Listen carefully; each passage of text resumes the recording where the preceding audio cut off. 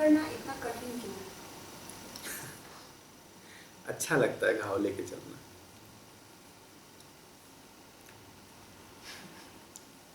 क्षमा कर दिया तो फिर घाव भुलाना पड़ेगा ना।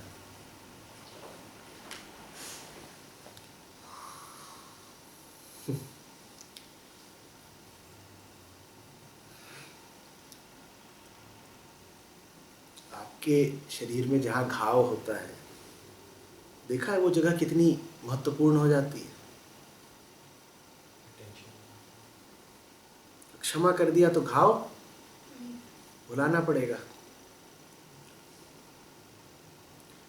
घाव भूला तो घाव को जो महत्व मिलता था वो भी गया, और अहम को लगातार क्या चाहिए? महत्व। क्योंकि उस बेचारे को यही लगता रहता है कि हमारी कोई हैसियत नहीं है, तो बार बार इसी फिराक में रहता है कि कोई मिल जाए जो कह दे कि तुम कुछ हो, तुम्हारी हस्ती। उसकी सबसे बड़ी परेशानी यही है कि उसे ये पता नहीं कि वो है भी या नहीं। बाकी सब परेशानियां तो दुनिया में छोटी होती हैं, तुम अहम की परेशानी समझो। तुम्हारी क्या परेशानी है? तुम्हारी परेशानी है पैसा तो नहीं कम हो गया, ये परेशानी है कि कहीं कुछ भी गाड़ी कौन सी खरीदें, आपकी परेशानी बच्चे को कौन स्कूल में डालें, आपकी परेशानी है कि पाँव में दर्द हो रहा है। अहम की क्या परेशानी है? मैं हूँ या मैं हूँ ही नहीं। तुम सोचो, तुम्हारे सामने यही संशय खड़ा हो जाए तो तुम जियोगे कैसे कि हम हैं भी या नहीं है? हम तो क्या करता है वो, जिसी के पास जाता है उससे कहता है भाई हम हैं। और फिर उसकी उपेक्षा कर दे तो बेचारा बड़ा निराश हो जाता है। और उसे अच्छा कब लगता है? जब कोई बोले हाँ तुम हो, तुम हो, निश्चित रूप से। अब तुम हो दो तरीके से बोला जा सकता है। या तो ऐसे बोला जा सकता है कि तुम बहुत सुंदर हो, बड़े कीर्तिवान हो, बड़े तेजस्वी हो, तो भी महत्व मिला, राजा जी हो तुम। या फिर तुम हो, ऐसे बोला जा सकता है कि तुम बड़े घृणित, बड़े घायल, बड़े रोगी। दोनों ही स्थितियों में क्या मिला? महत्व तो मिला ना। तुम गाड़ी से चले जा रहे होते हो सड़क पे, सूर्यास्त हो रहा हो खूबसूरत, तुम थोड़ी देर के लिए गाड़ी रोक देते हो हाईवे पे, ठीक? तुम कहते हो देख के सौंदर्य को तुमने महत्व दिया, और उसी हाईवे पे कोई दुर्घटना हो गई होती है, वहां भी तो तुम गाड़ी रोक देते हो ना। अभी तुमने किसको महत्व दिया? तुमने घाव को महत्व दिया। और अहम के लिए सौंदर्य से ज्यादा सुलभ पड़ता है घाव, कुरूपता। तो पहली कोशिश तो यही करता है कि हम जरा आकर्षक दिखे तो लोग हमें महत्व दें। पर अगर आकर्षक नहीं दिख पा रहे तो अगला रास्ता प्रस्तुत है। क्या है अगला रास्ता? कुरूप हो जाओ, इतने कुरूप हो जाओ कि लोग विवश हो जाए मुड़ के देखने को। ठीक है, तो हम अपने घाव बचा के रखना चाहते हैं। हम अपनी ही नजरों में कुछ हो जाते हैं जब हम घायल होते हैं।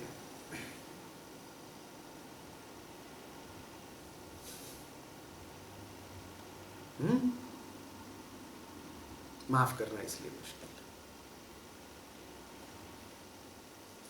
माफ कर दिया तो फिर सोचते क्या रहोगे?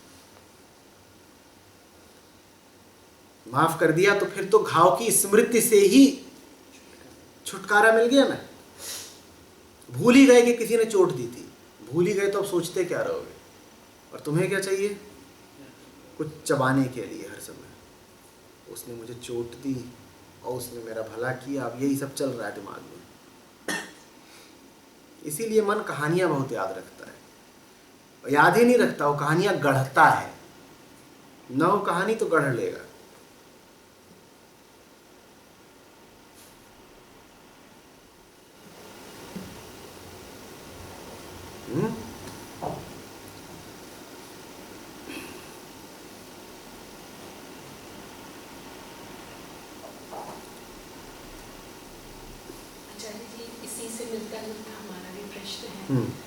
आलोचना से डर लगता है। आलोचना ना हो इस कारण बहुत काम कर देते, शायद मन नहीं भी होता है अंदर से, और शायद वही अहम इसमें भी भागीदार है।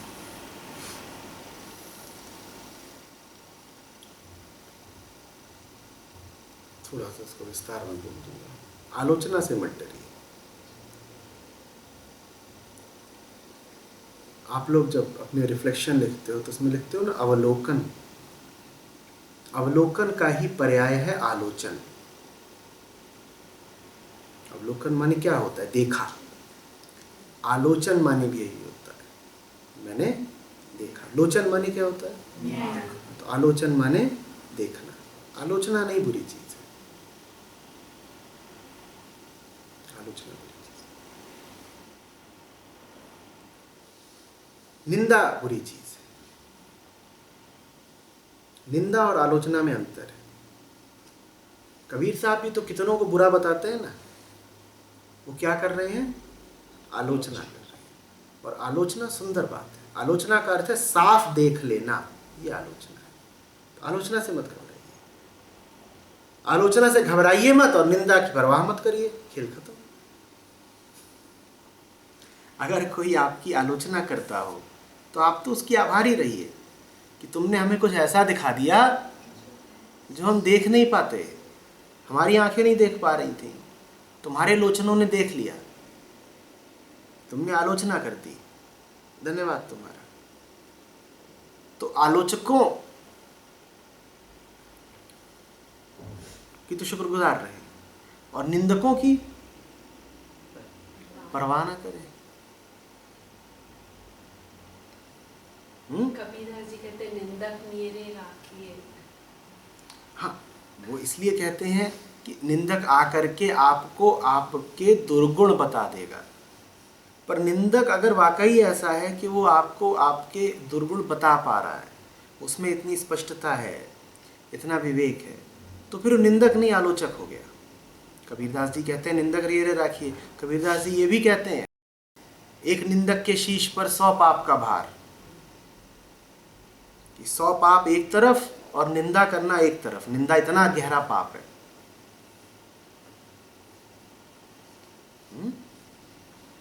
आपसे कहा गया है कि उन निंदकों को अपने पास रखिए जो आपकी सही निंदा करते हो, और सही निंदा को कहते हैं आलोचना। ठीक है भाई, आप बेहतर होना चाहती हैं या नहीं? तो आप चाहेंगी ना कि कोई आकर के खोट निकाल दे, कहीं कोई कमी हो तो दूर कर दे। और कहीं भी कोई कमी दूर कर रहा हो तो वो आपका दोस्त हुआ या दुश्मन? दोस्त ही तो हुआ। थोड़ा बुरा लगेगा, पर ठीक जब बुरा लग रहा हो आप उससे कहें सुनो जरा, धन्यवाद, ठीक, अच्छा करा तुमने, धन्यवाद। निंदक कौन? जिसके अहम को चोट लगी है, तो वो इसीलिए अनाप शनाप बक रहा है।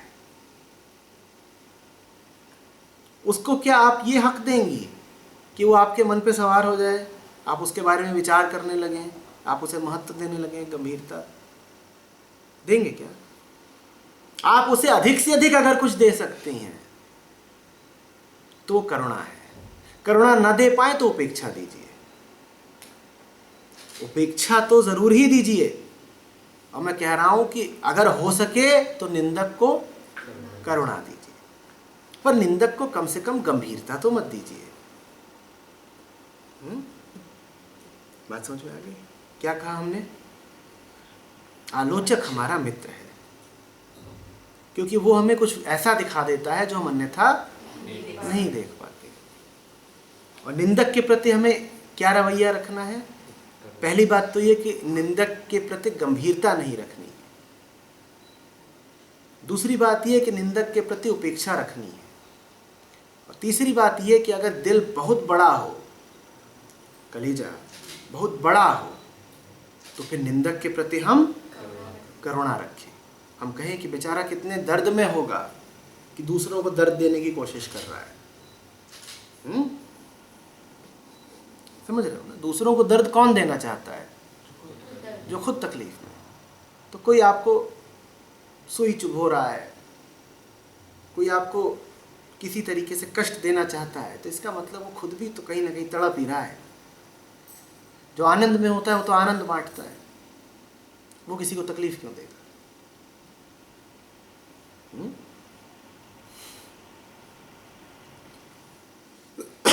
या बात में कुछ और हो तो पूछिए, बताइए। नहीं, जैसे मेरा अद्वैत से जुड़ना, और इसमें मेरे को लगता है कि मेरे अपने ही बहुत आलोचना, या क्या ज़रूरत तुम्हें? नहीं समझा। जैसे घर वालों से अपने ही जो मतलब मित्र भी कह लीजिए, परिवार के सदस्य, तो उनका सबका रवैया मतलब वो हमेशा रहता है कि क्यों? अगंभीरता, उपेक्षा, करुणा। हंस के टाल दें। आप कबीर साहब को गाती हैं और कोई पूछे कि क्या ज़रूरत है, तो बाल बुद्धि हुई ना, इसको क्या महत्व दें? आप ये सब भजन लेके आप लेके आएंगे? अच्छा, अंशु जी ने दिया। अब आप ये सब लिए फिरती हो और आपने तो अब दर्जनों भजन गाए, आप उनका मर्म समझती हैं और आपको पता है कि बात कितनी दूर की है, और कोई आपके आगे आके कहे कि क्यों गा रहे हो, इससे क्या मिल जाएगा, तो आप आहत होंगी या मुस्कुरा देंगी? अभी तो मुस्कुरा ही देते हैं, क्योंकि हम शायद बराहत होके मुस्कुरा देते हैं। हाँ? मगर शब्दों में शायद हम वो एक्सप्रेस नहीं कर पाते कि हम क्यों, मेरे वो दिल के इतने पास करना ही नहीं चाहिए शब्दों में व्यक्त। स्वयं कबीर साहब कभी व्यक्त करते हैं क्या कि उनका और राम का नाता क्या है? करते हैं? उन्होंने कभी बताया कि राम उन्हें प्रिय क्यों है? ये तो नहीं बताते ना। 100 बातें और बताते हैं और खूब गाते हैं, पर ये कभी बताया उन्होंने कि राम किस कारण मुझे पसंद है? ये तो बताया जा ही नहीं सकता। ये तो प्रेम की बात है, दिल की बात है, ये तुम्हें कैसे बता दें?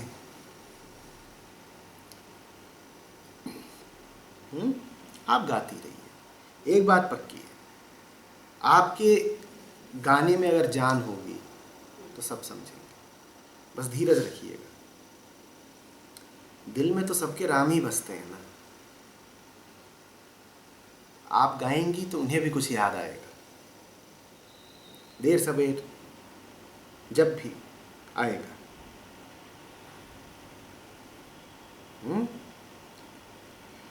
फिर थोड़ा उनकी दृष्टि से भी देखिए।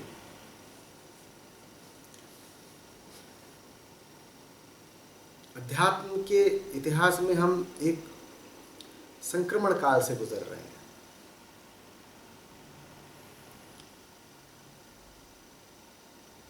नाम बहुत खराब हो गया है। इधर उधर की खबरें आप पढ़ती ही होंगी, एक के बाद एक कांड। क्यों किसी को ये न लगे कि ये सब व्यर्थ है? क्योंकि जो लोग इनका नाम लेते भी हैं वो भी तो हिंसक भी हैं, लालची भी हैं, कपटी भी हैं, उथले भी हैं, बलात्कारी भी। और जो इन सब मामलों में अब बेपर्दा हो रहे हैं, वो भी तो 20 साल से क्या कर रहे थे? भगवत कथा ही तो कर रहे थे। तो लोगों की शंका एक हद तक जायज भी तो है। उन्हें दोष क्या दें हम? बात तो ठीक ही है।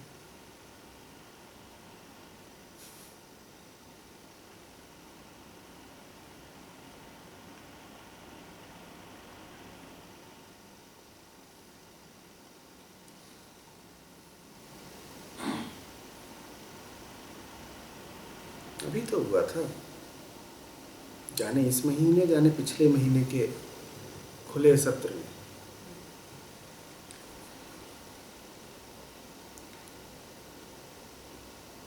ग्रेटर नोएडा में था ना, तो लोग आते हैं तो उनके फ़ोन बाहर रखवा दिए जाते हैं, लोगों ने देखा ही होगा। तो फ़ोन सब अपने दे दो, बाहर रख दो। एक लड़की आई थी, पहली दूसरी बार ही आ रही थी। अब सत्र का जो प्रकाशित समय था 7:30 का था, पर हम हैं, शुरू होते होते 9 बजे, भजन इत्यादि हुए, ये हुआ, पर 9 बजे शुरू हुआ, 12 से आगे हो गया, वो चल ही जा रहा है, बातचीत खिंच रही है लंबी। ग्रेटर नोएडा, फ़ोन उसका बाहर रखा है। लड़की की माँ और उसके जो भी सब घर वाले सब भड़बड़ा गए बिल्कुल। इंटरनेट से देख के इधर से उधर से, पहले जितने फ़ोन कर सकते थे उन्होंने जितने नंबरों पे सब करे, फाउंडेशन के। फिर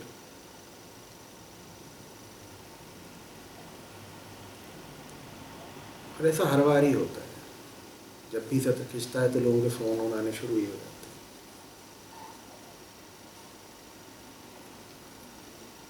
आप शायद बाजार गए हों और देर से घर लौटें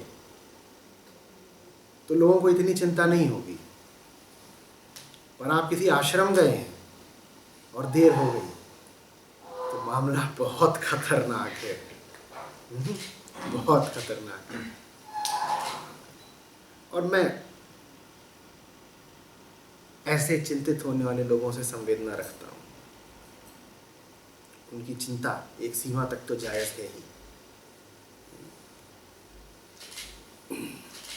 कई पक्ष हैं इस मुद्दे के।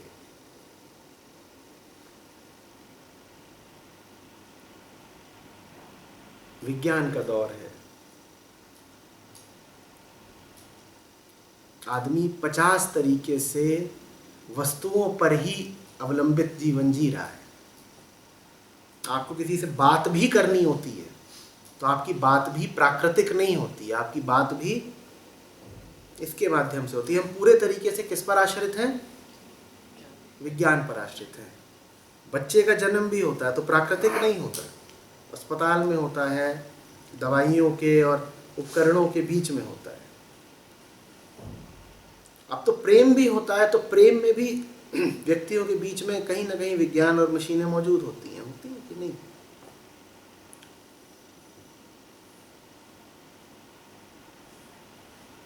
तो सबसे बड़ी ताकत आदमी की नजर में फिर कौन सी है? विज्ञान माने आदमी का मन, आदमी की बुद्धि। जब सबसे बड़ी ताकत बुद्धि ही है तो और किसी बड़ी ताकत की उपासना क्यों की जाए? तो फिर लोग सवाल उठाते हैं, लोग कहते हैं फालतू बात है, तुम ये क्या भजन गा रहे हो, राम राम। राम से क्या होगा? जो होता है इससे होता है, इससे बड़ी ताकत है क्या राम में?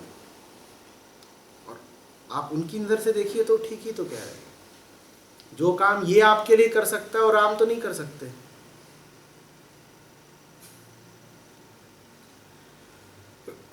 समझा पाना मुश्किल है। यहाँ पर भी आप देखिए, बात हो रही है राम की, लेकिन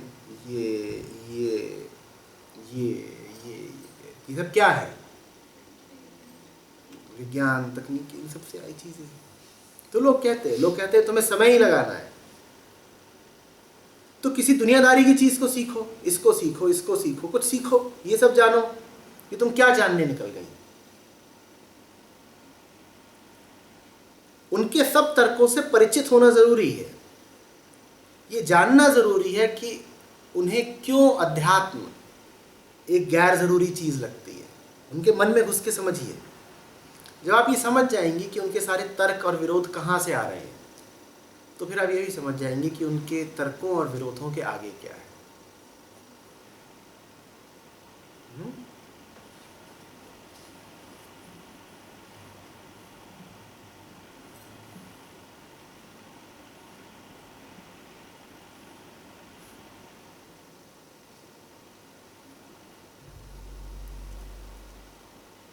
और फिर धन्यवाद उनको, उनके सवालों, उनके ऐतराज़ के कारण ही तो हमें पता चल पाता है कि हमारी श्रद्धा में जान कितनी है।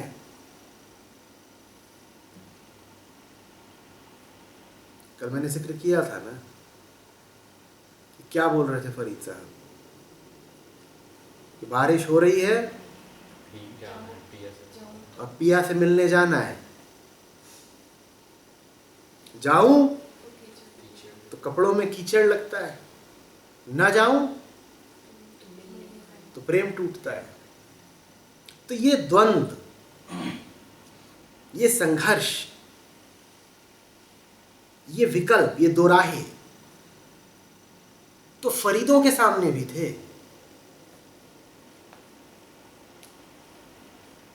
और उनकी फिर खासियत ये है कि जब भी उनके सामने ऐसे दो राहें आए, उन्होंने सही राह चुनी।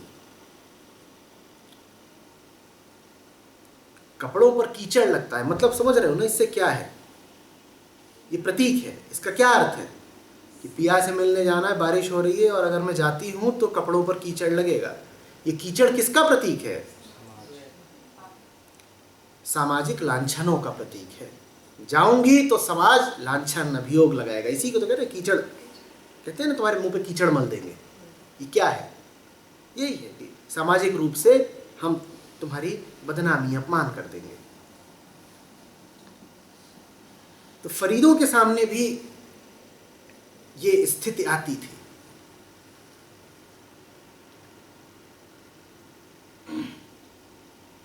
करें क्या?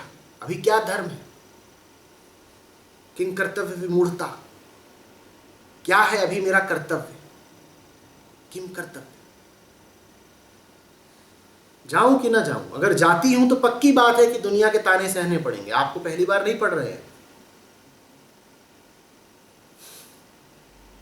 फरीद साहब 800,000 साल पहले थे। उस जमाने में भी जो चलते थे मिलने, उनको कीचड़ ही खानी पड़ती थी। पर फिर जिन्हें जाना होता था वो जाते भी थे। अमर कौन हुआ, जिन्होंने कीचड़ फेंकी या फरीद साहब? तो अब देख लीजिए। कीचड़ फेंकने वालों का नाम पता कुछ याद है? बस वो कीचड़ ही हो गए।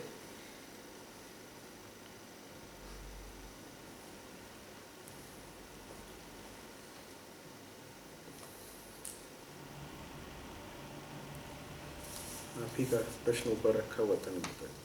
आप जिस दिशा को सही जान रही हैं उसमें बढ़ती रहिए। निंदक अपना काम करते रहेंगे, आपको बुरा भी लगता रहेगा। आप बुरा लगने के बावजूद बढ़ती रहिए। जैसे जैसे बढ़ती जाएंगी बुरा लगना कम होता जाएगा।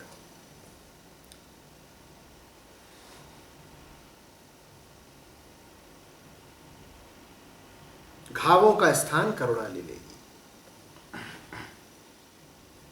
अभी तो ये होता है कि कोई आपको बुरा बोलता है तो आपको लगता है अरे मुझे बुरा बोला। एक मुकाम वो भी आता है जहां जब कोई आपको बुरा लगे, बोले, तो आपको लगता है अरे ये बेचारा कितनी बुरी हालत में होगा कि मुझे बुरा बोल रहा है। पर वो परिवर्तन एकाएक नहीं होगा। आप बढ़ती रहिए।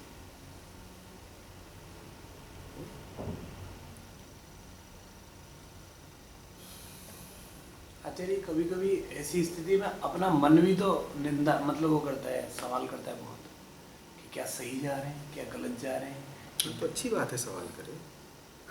सवाल डाउट आते हैं, इतने डाउट आते हैं। अच्छी बात है, डाउट आते हैं। उनको दबाओ मत, उनको दबाओ मत।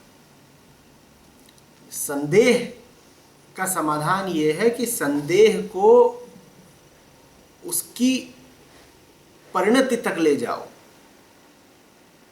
संदेह को उसके आखिरी छोर तक ले जाओ, ताकि उसका एक आखिरी उत्तर सामने आ जाए। मन में ये ग्लानि मत लेना कि अरे कुछ चीज़ें ऐसी होती हैं जिन पर शक करना ही नहीं चाहिए, मैं शक क्यों कर रहा हूँ। अब कर तो लिया ही है, शक तो उठ ही गया है। जब शक उठे तो उसका पूरा पूरा उन्मूलन करो। शक का मतलब होता है बात ऐसी है या बात वैसी है। किसी मुद्दे को लेकर जब तुम्हारे पास दो विकल्प हों तो स्थिति संदेह की हुई।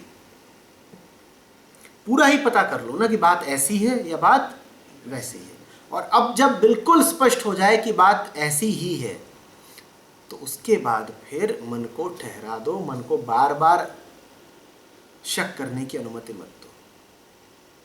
तुम कहो कि तूने जिज्ञासा की थी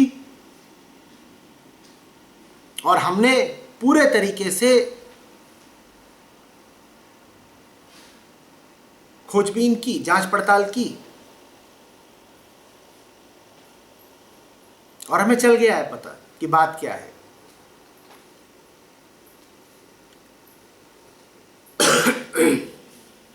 अब जब पता चल गया है कि बात क्या है तो उसके बाद हम तुझे अनुमति नहीं देंगे कि तू सिर्फ विचलित रहने के लिए व्यर्थ मुद्दे पैदा करे। मुद्दा सुलझ चुका है, निर्णय आ चुका है, न्याय हो चुका है।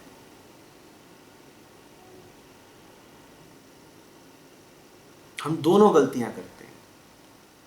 जब संदेह उठता है तो हम कभी भी संदेह को उसके शिखर तक नहीं ले जाते, ये पहली गलती। दूसरी बात, अगर कभी कभार संदेह अपने शिखर तक पहुंच भी गया और मिट भी गया तो भी हम उस संदेह को, ठीक उसी संदेह को दोबारा उठने देते हैं, जो कि मूर्खतापूर्ण बात है। तुमने कर तो ली पूरी खोजबीन, अब वही बात दोबारा क्यों पूछ रहे हो? इन दोनों में से कोई भी गलती मत करो। बेधड़क होके जिज्ञासा किया करो। जिज्ञासा करने में कोई शर्म नहीं है।